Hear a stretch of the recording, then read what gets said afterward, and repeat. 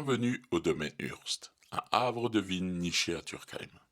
Depuis son acquisition en 2016, cette propriété n'a cessé d'évoluer tout en préservant son histoire et ses caractéristiques uniques.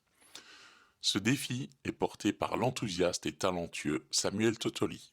Bonjour à tous, donc Samuel Totoli du domaine Hurst à Turkheim, donc un vignoble de 12 hectares en propriété, en biodynamie, certifié à la fois Déméter et Biodivin, principalement sur le Grand Cru Brands, 8 hectares de Grand Cru et 4 hectares qui se situent aux alentours du Grand Cru Brands. Ouais. Pour l'équipe du domaine, l'arrivée de Samuel a représenté un véritable défi dans les vignes, avec une forte volonté d'obtenir la certification en agriculture biodynamique. Il est indéniable que 7 ans plus tard, l'excellence visée porte ses fruits dans les vignes. On a démarré la biodynamie dès la reprise du domaine en 2016.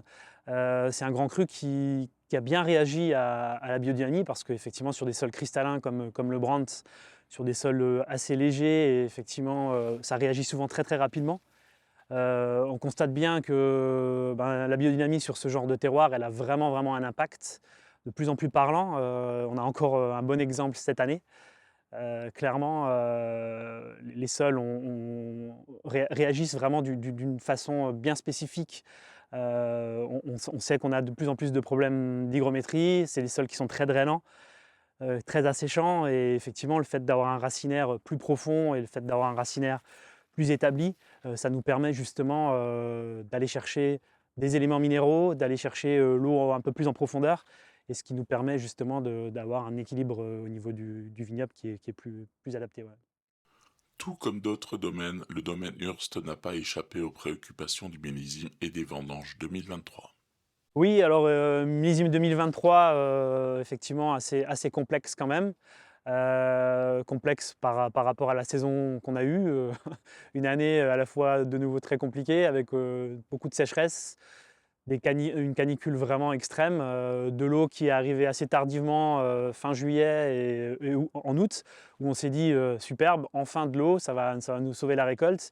Et clairement, les vignes ont quand même sacrément été impactées, principalement des cépages comme le Riesling, qui ont quand même de plus en plus de mal à accepter ces canicules et ces chaleurs extrêmes, surtout que ça commence à devenir récurrent en termes de millésime.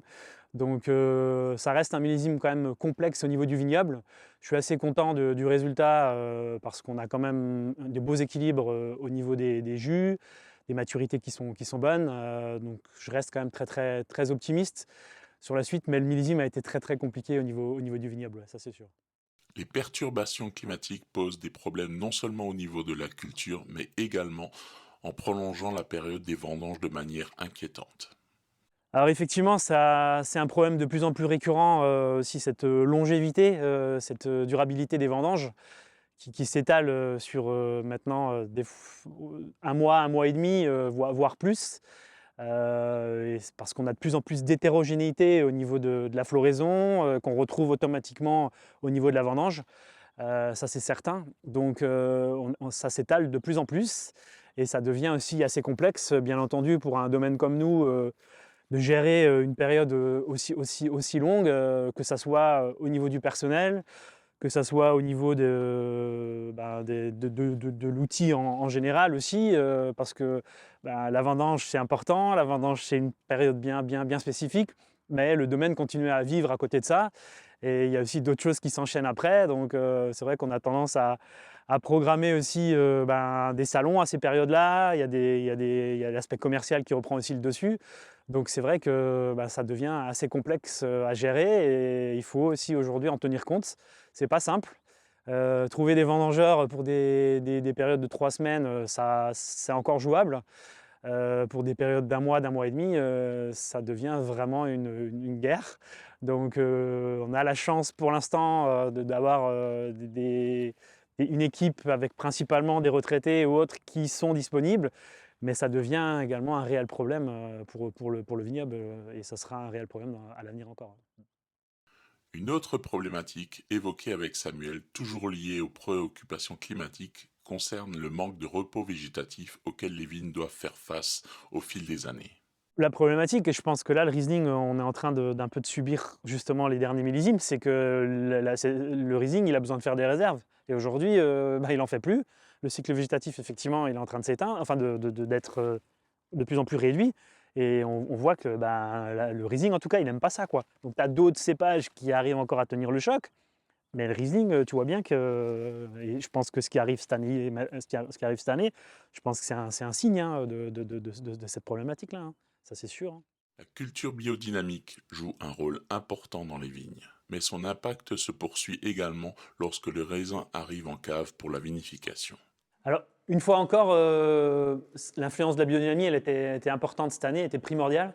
Clairement, on a eu, comme je disais, on a eu un millésime assez complexe au niveau du vignoble.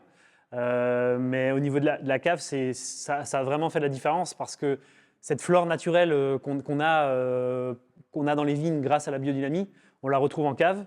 L'idée de la cave, c'est effectivement d'accompagner tout le travail qui est fait à la vigne.